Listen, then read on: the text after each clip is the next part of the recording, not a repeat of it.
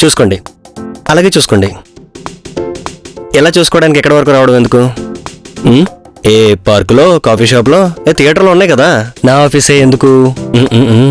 Sorry sir. సరే, అంత ప్రేమగా చూసుకుంటున్నారు, మీకేం కావాలి? సార్ మాకు నాకు అర్థమైంది, మీరిద్దరూ ప్రేమించుకుంటున్నారు, సో పెళ్లి చేసుకుందాం అనుకుంటున్నారు. దానికి ఓ లాయర్ మీకు కావాలి. కాదు, మాకు ఆల్రెడీ పెళ్ళయింది. విడాకులు కావాలి. దానికి మీ సపోర్ట్ కావాలి. హరి హరి, ఓకే.